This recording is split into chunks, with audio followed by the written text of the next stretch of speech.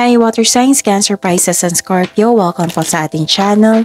At ito ay inyong Daily Gabay Tarot reading for August 2, 2024. Please be reminded kung nakaresonate kayo, comment down. Kung hindi kayo nakaresonate, ibigay niyo po sa iba kasi channel reading po ito. This is for you, Cancer, Pisces, and Scorpio ngayong August 2, 2024.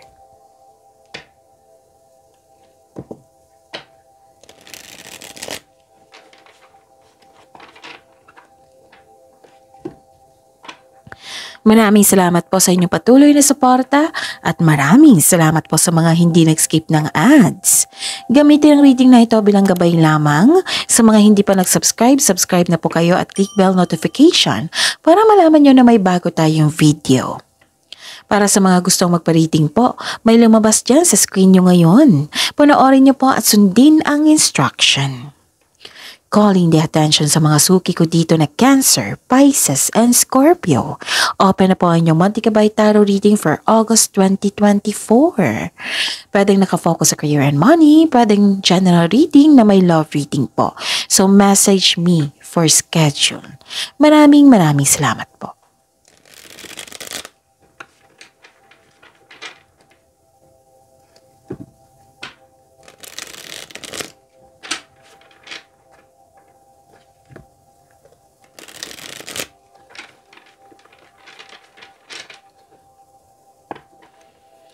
Para po ito sa inyo Cancer, Pisces, and Scorpio ngayong August 2, 2024.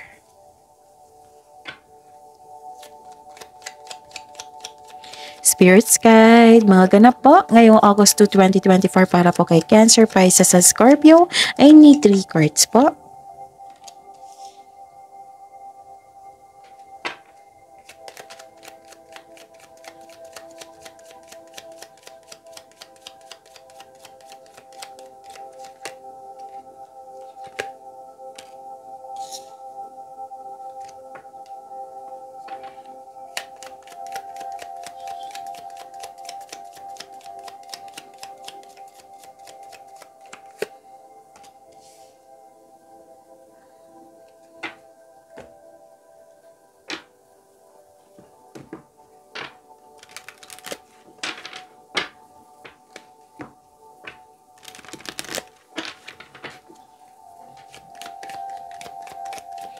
Spirits Guide, Angels, Archangels, Guardian Angels, message niyo po para kay Cancer, Pisces, and Scorpio.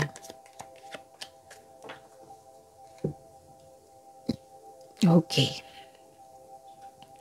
Cancer, Pisces, and Scorpio ngayong August 2, 2024. May nakita ako ditong success. May nakita akong success dito, things going your way, may positive outcome, may positive opportunities, may nakita ko ditong recognition, rewards, may unexpected help, and you are very happy here. Kitang-kita ko to, so claim nyo to. Cancer, Pisces, and Scorpio. May concern lang kayo sa isang tao. Parang may chismis chinichismis ka, pwedeng ganun, kasi sinisiraan ka. Pwedeng may concern kayo sa isang pwedeng may concern kayo sa isang tao na matigas ang ulo na ayaw makinig sa inyo or sobrang stricto. Pwedeng nagkaroon ng delay. Okay? Tapos, kung maaari po, huwag kayong ma-stress or kasi nakikita ko dito worried kayo at stress. Nang dahil sa mga ginawa ng taong ito. Okay? Pwedeng walang ganyan, pero ingatan nyo ha, kasi may nakita ko ditong loss. Pwedeng loss of money, pwedeng loss of things, pwedeng nagkaroon ng damage, pwedeng kinuha, pwedeng ninakaw. So, mag-ingat kayo sa taong magnanakaw. Pwedeng magnanakaw ito ng ideas opportunities, ninakaw yung tao, yung partner nyo. For example lang yan. Example lang po iyan. Tapos, ingatan din ng mga bagay-bagay kasi may nakita kong damage dito. Pwedeng ganon. Okay? So, I'm hoping nakuha nyo itong mensahe na ito para Para magsilbing gabay na, ito pala, ingatan ko yung wallet ko ngayon. Kasi nilagay mo sa isang lugar maraming tao. Kunin ko to. Kasi baka mawala, baka kunin. Example po iyan. Okay? Or pwedeng may literal talaga na sinisiraan kayo, nag-degrade siya. So, yun. Cancer, Pisces, and Scorpio. Ang mensahe po ay galing kay Archangel Metatron. Focus po daw kayo sa inyong priorities. Again, focus on your highest priorities. I will help you get organized and motivated. So, magbigay ng blessing si Archangel Metatron sa inyo. Para mas magkaroon ng motivation, para maayos lahat. Diba may blockages dito? Bibigyan kayo ng blessings ng Archangel Metatron. I will help you get organized and motivated as long mag-focus po daw kayo sa inyong highest priorities. Okay, Cancer, Pisces, and Scorpio? And ang sabi po ni Archangel Zadkiel po dito, okay, notice the loving guidance you hear inside your mind or from other people. Wow. Okay. Spirit's Guide. Energy po ni Cancer, Pisces, at Scorpio ngayong August 2, 2024.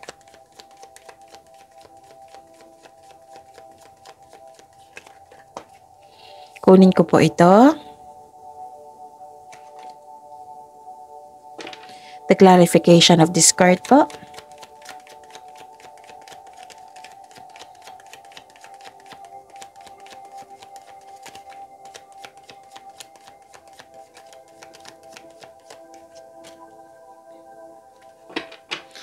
So, this is daily reminder para hindi nyo makalimutan, para hindi kayo maguluhan. Panoorin nyo po yung last 4 days kabay tarot reading nyo, kahit weekly man yan, kahit monthly man yan, basta sunod-sunod yung date. Like for example, napanood nyo ito ngayong August 2, 2024. Panoorin nyo po yung August 1, July 31, July 30, 29. Basta sunod-sunod po yung date. Kung may nakita kayong or narinig na repeating message, kailangan nyo po iyan bigyan ng atensyon. Kung maaari po, bigyan nyo po ng solusyon at aksyon. Okay? Again, calling the attention sa mga suki ko dito na water signs, Cancer, Pisces, and Scorpio. Open na po ang inyong monthly kabay tarot reading for August 2024. Pwedeng nakafocus sa career and money, pwedeng general reading na may love reading. So, message na po ako for schedule. And by the way, Cancer, Pisces, and Scorpio, napanood nyo na ba yung upload ko kahapon? Yung August 1 to 15, 2024. So, panoorin nyo po. Okay? And marami na tayong upload for monthly gabay tarot reading. Okay. What is your energy? Cancer, Pisces, and Scorpio. Nakikita ko dito na nagkaroon ng moderation, nagkaroon ng pagkakaisa. This is divine timing. Tranquility, serenity, combination of forces, may realization na ganap. Okay? And naging positive thinker kayo dito Yung positive affirmation. This is very good, Cancer, Pisces, and Scorpio And please know, you are divinely guided. Maaring nagbigay ito ng signs sa pamagitan ng isang tao or kaibigan na maaring makatulong sa struggle mo ngayon. Kaya, have patience as the universe goes toward to bring your desires into reality. So, seek balance and create a calm atmosphere. Okay? Tama yung ginawa mo dito, nagbabalanse ka sa inyong emotion. Nagbabalanse ka sa inyong, pwedeng sa kaperahan, sa inyong trabaho, sa inyong mga ginagawa dyan. Okay? So, magkakaroon ng balanse niyan kasi magbibigay ng blessing ang universe para tulungan ka. Sabi pa ni Metatron dito, Archangel Metatron, focus lang kayo sa highest priorities in your life. Kasi tutulungan ka nila. Tapos, di ba sabi ko sa inyo na may tutulong sa inyo? Sabi yan ni Archangel Zadkiel. Notice the loving guidance you hear inside your mind or from the other people. Tilulungan ka. May tulong. Ang ganda. Cancer, Pisces, and Scorpio. Okay, may bigla ang pagbabago po dito. Kung sa negosyo mo ito, kung sa negosyo mo ito, makakabangon ka ulit from bankruptcy. Sabi po dito. Okay? Mag-ingat lang po daw kayo sa taong manuloko kasi lumabas din siya dito. 2 card na po nagsabi. May chance po siyang babalik eh. Walang sinabi dito na nagbago na ba? Wala po. Mag-ingat lang po daw kayo sa kanya. Kasi nakikita ko dito parang tinanggap mo na hindi mo sinuri kung nagbago na ba. Pero at the end of the day, kayo po ang mag-decide niyan kasi buhay niyo po iyan. Nagsabi lang po yung card niyo dito na kung maari po, bigyan po ng atensyon. Okay? Spirit's Guide, Love Life, Self-Love, Partnership, and Romance. Oh, so this is your career and money muna. Spirit's Guide, Career and Money po ni Cancer, Pisces, and Scorpio ngayong August 2, 2024. Kunin ko to. And the clarification of this card po.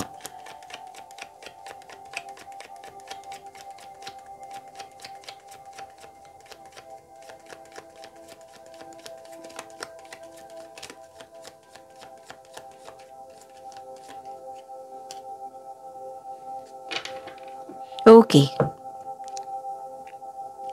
Sa career and money nyo po, Cancer, Pisces, and Scorpio. Okay. May nakita ko dito, you are very inspired. Kanina pa to eh. 1, 2, 3. You are very inspired. Busy kayo. Nag-initiate kayo dito eh. Yung gumawa kayo ng aksyon. This is new beginning also.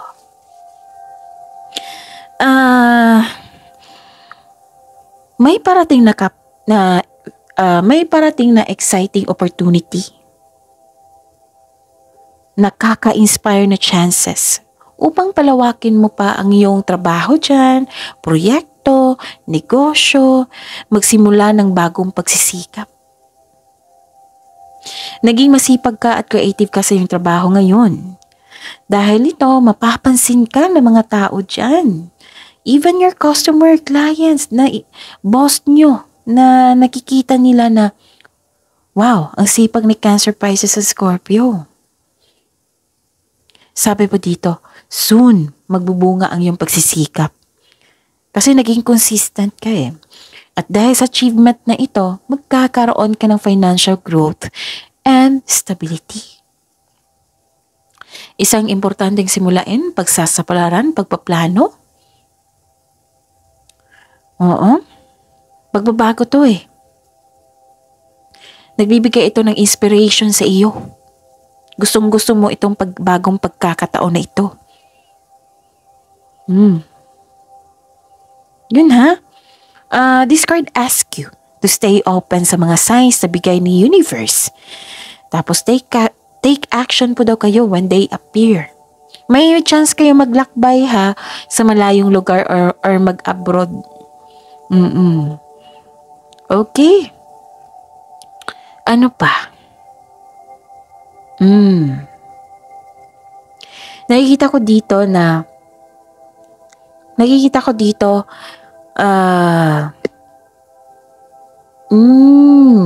may concern lang kayo sa isang tao na hindi nagbayad ng utang. It might be may concern kayo na kailangan nyo mag-save talaga higpit sinturon para ibayad sa utang or loan or bills, monthly bills. May concern din kayo sa isang tao na hindi nagbigay ng time or halaga. Spirit's Guide, Love Life, Self-Love, Partnership, and Romance ni Cancer, Pisces, and Scorpio ngayong August 2, 2024.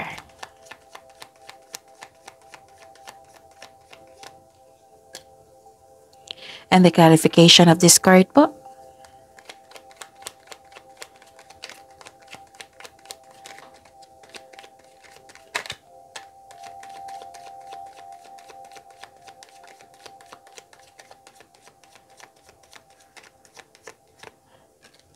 Okay. By the way, maraming salamat po sa patuloy na tiwala at suporta sa ating channel at maraming salamat po sa mga hindi nag-skip ng ads. Okay? May lumabas dyan sa screen nyo ngayon, panoorin nyo po at sundin ang instruction. Okay? By the way, Cancer, Pisces, and Scorpio, bukas po.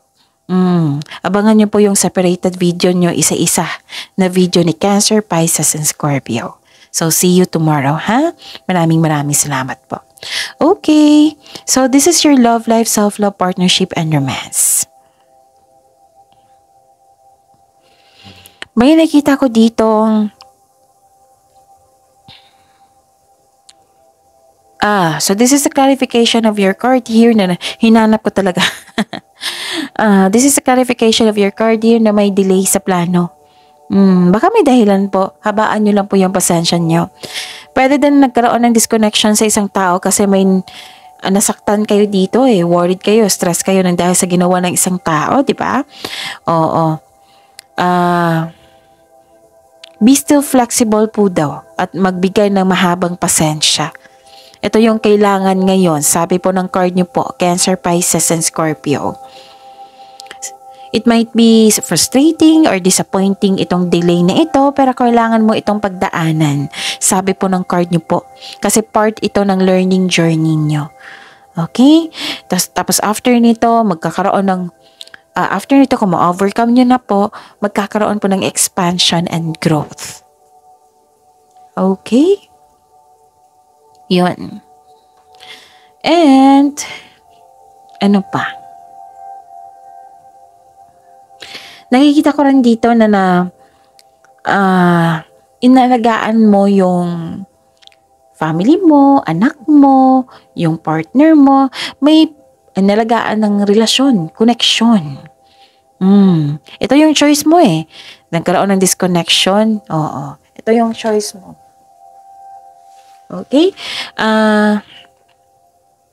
Actually, may feminine energy dito. Isang babae na ilalagaan ka, pwedeng kayo ito, na maalalahanin, mapag-alaga, mapagmahal. Actually, kayo ito, kasi this is a water card. This is a water card. Kayo po ay malalahanin, mapag-alaga, mapagmahal, at very, marami kayong experience sa buhay. Actually, nakita ko dito you have a wonderful romance, loving, maalaga, at compassionate sa partner. Compassionate partner kayo. Meron din kayong partner na pwedeng water signs din siya, na marunong magbalanse sa kanyang emotion. Basta ang lakas ng energy dito sa isang babae na inalagaan ka or kayo ito. May energy din dito sa inyong family. Diba sabi ko kanina, family pwede din sa bata. Nagkaroon na kayo ng panahon. This is very good Ang gandang-ganda ng energy niyan. Ito yung gusto ko sa inyo, Cancer, Pisces, and Scorpio. Panahon sa sarili at panahon sa pamilya. Tapos, mag-connect kayo sa inyong intuition. Sabi po ng card niyo po, kasi may mensahe po daw. Nakita ko talaga dito, nag-spend time kasi yung family, sa bahay, nag-enjoy kayo sa pagkakaroon ng home decoration. Kitang-kita ko dito. Inalagaan yung sarili mo, pati yung kapwa mo, ang ganda. So I believe, through this na ginawa mo, magiging okay kayo sa isang taong nagkaroon ng disconnection. Ang lakas-lakas ng energy nyo ngayon, Cancer, Pisces, and Scorpio. Yun yung paalala po ni Archangel Matuton na focus kayo sa highest priorities para matulungan ka rin niya na ma-motivate kayo, maisaayos yung blockages, mawala yung blockages. Tapos may isend na tao, si universe, na para tulungan ka. So, tulungan mo rin yung sarili mo, okay? So, that's it. See you tomorrow. Cancer, Pisces, and Scorpio. Please like, subscribe, and click bell button for notification para updated po kayo sa daily tarot reading natin. Maraming salamat po.